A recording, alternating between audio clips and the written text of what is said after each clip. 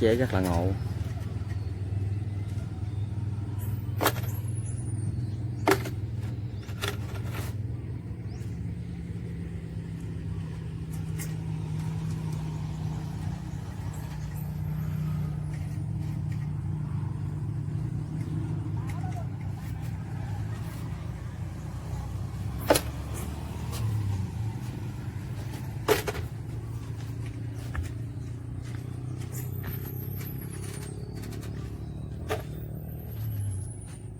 Dây sền kết cấu từ động cơ của nó qua đó.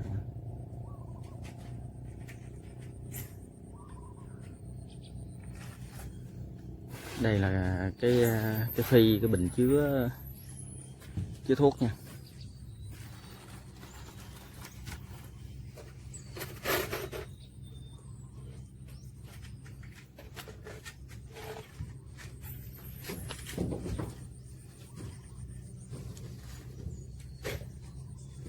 Cái dàn chân cũng là chế bằng cái từ mà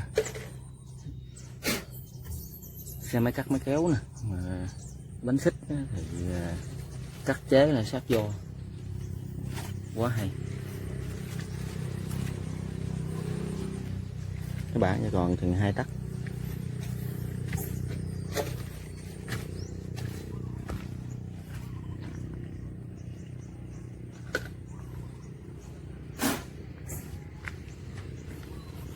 Cái này cũng có cái dàn ben nữa nè, ben nếu mà chắc có lẽ là tức nữa là bung cái cần này ra nè các bạn, bung cái cần này ra là khi mà ben cho hạ kéo lên kéo xuống điều chỉnh với cái nó vừa với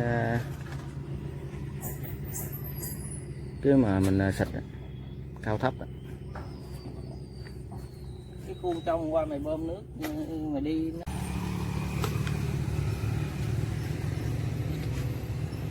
Cái chỗ đó là gắn là cái cục bơm nén đó các bạn, kết nối với hộp số.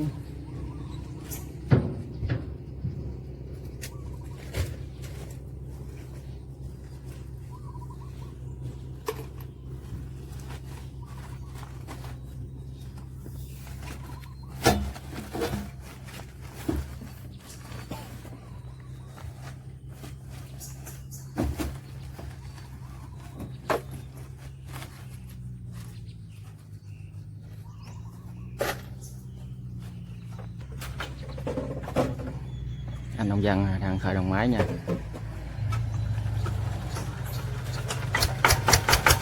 Cũng nhẹ quay quá. Rồi 2-3 vòng buông ra nổ liền. Đầu này là Hinota, đầu này đầu Nhật nha. Chế có cái chỗ ngồi rất là ngồi.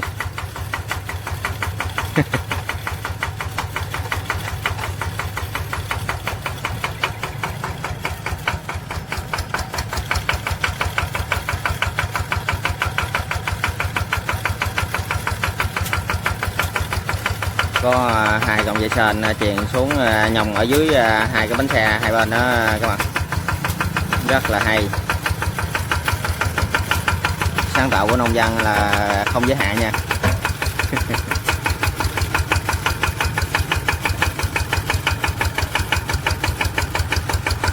Đang lên dốc.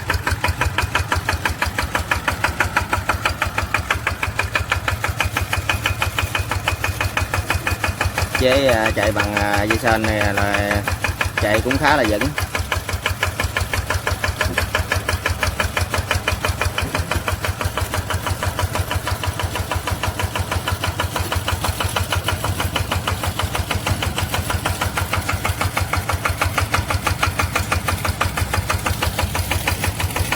Hai bên này là 2 cái cần để mà bung ra, không biết mấy mét đó để mình hỏi.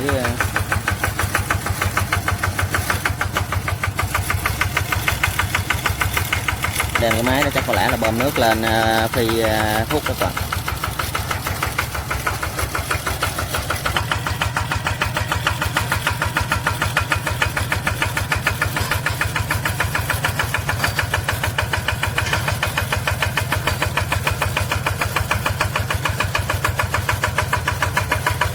Cái tiếng động cơ nổ rất là nhẹ nhàng.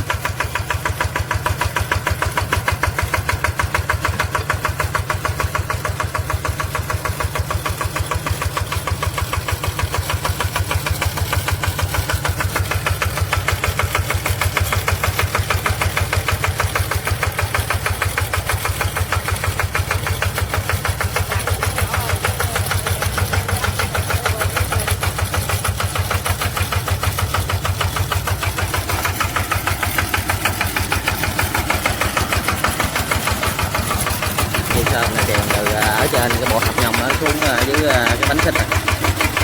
Bên kia cũng vậy luôn, hai bên.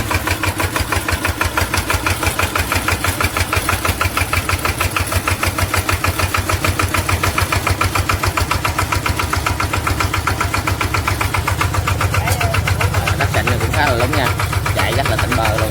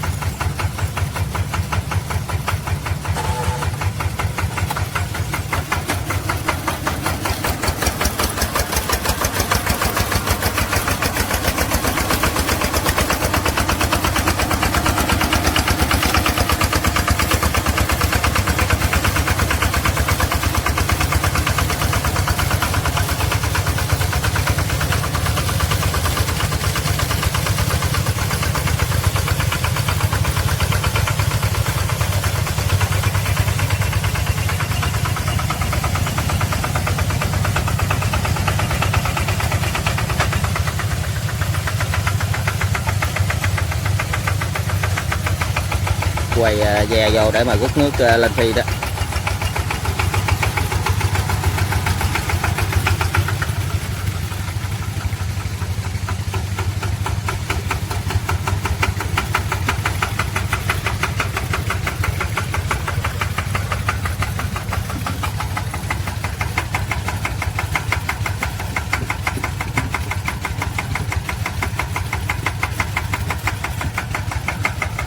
Bây giờ là bung cái cần ra đó các bạn.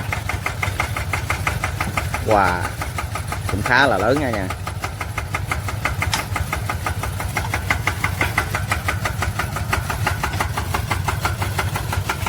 Chắc có lẽ là còn thêm một đầu nữa vậy.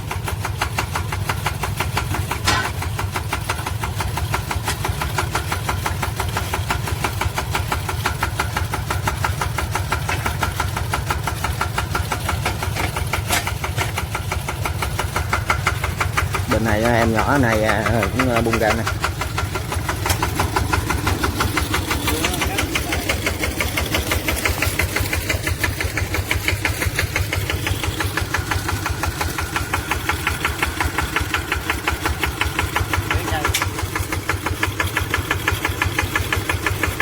Mình chế cái bề ngang cái có khoảng bao nhiêu mét vậy anh?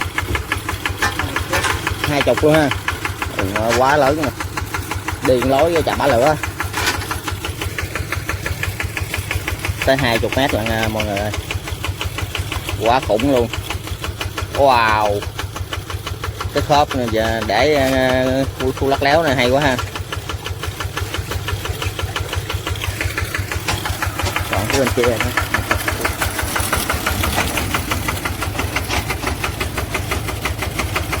Đó em đó dở ra đó các bạn, quá lớn.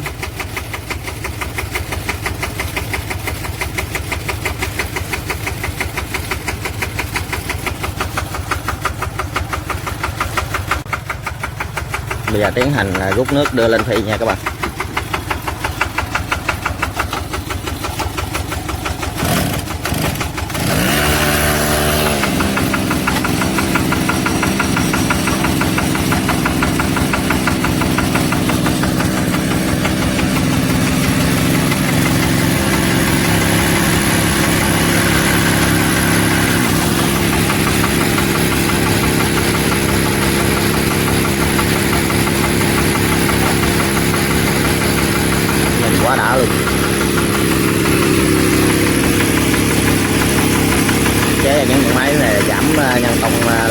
là nhiều.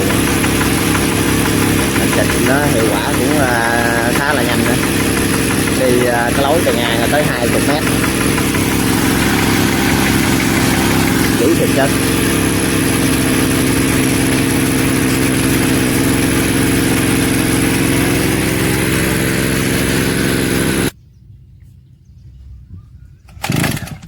Rút nữa chừng mấy bơm chạy trứng. Xuống mà ghi cái lông dây mà giật. Đâu mà ra đây dữ đó. Đâu? Láp nè. Lướt lên đó.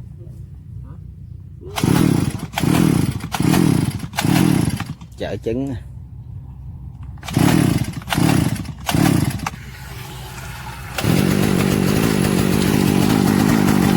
Máy chở trứng nó nổ mà nổ không mạnh hùng.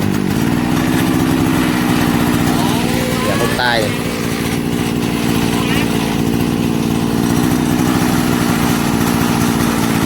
Dây má chạm. Dây má chạm giật hoài giật thấy bả luôn. Chết luôn.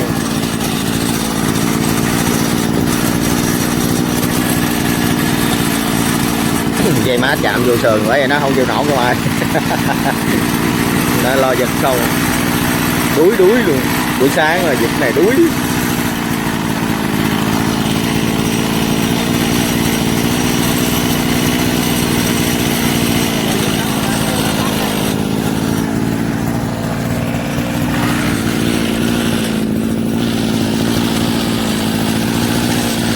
Bây giờ đẩy xuống tiếp tục rút nước tiếp nha các bạn.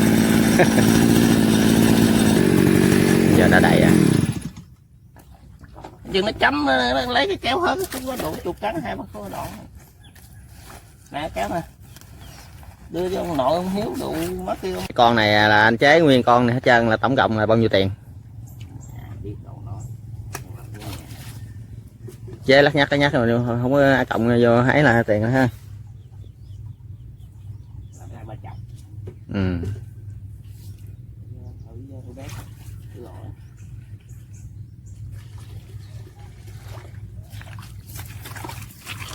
Bả lông thịt bán cháu không hay là vâng. Cái này là pha xịt thuốc ốc đó nha các bạn. Hả? Nói đây nè. Này là mình xịt thuốc ốc. Thuốc ốc mình xịt 3.6 với mà thẻ bột vàng gì đó.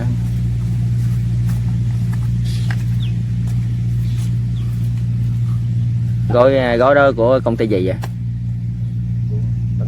Tân Hưng. Đầy quá. Hả? Đầy quá để hút vô tràn. Này có 2 phi. Còn nó mấy chai đó? Chăm thuốc vô phi rồi đó các bạn ơi.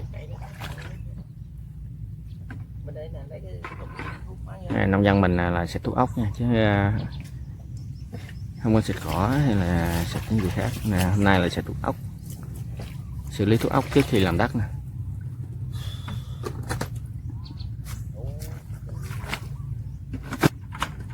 Chuẩn bị là khởi động máy đó nha.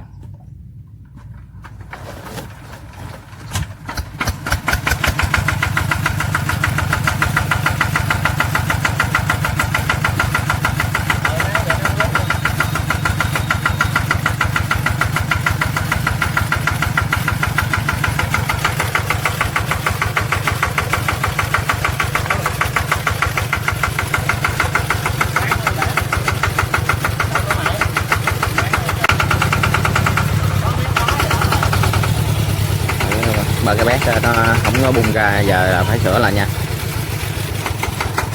Cái máy này anh nông dân này là chế lợi 2 lần, làm nhiều cái khoản lắm cho nên là không nhớ được mà cái chi phí làm toàn bộ của con máy này nhiều. Cấp nãy mình đã hỏi rồi mà người ta nó làm 2-3 lần vậy đó nên không có nhớ nữa.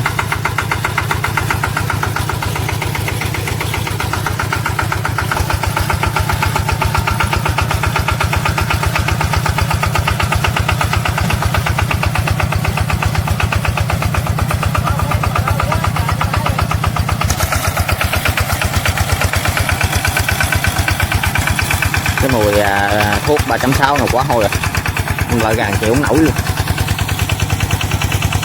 Đó, cái này là phun rồi đó các bạn thấy không, mắng gà đó.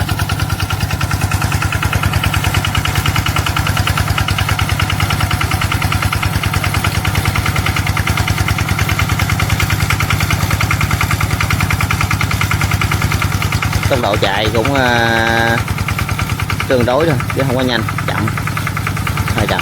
Đó vậy là vô số lại cho hơi nhanh hơn, thêm một miếng đó mình cũng vẫn còn hơi chậm.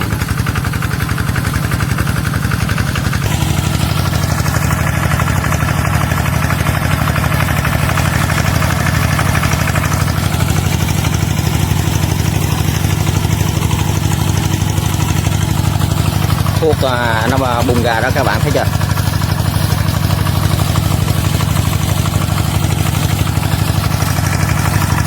Rất là làm như thế này rất là giảm được nhân công là lao động nhiều lắm.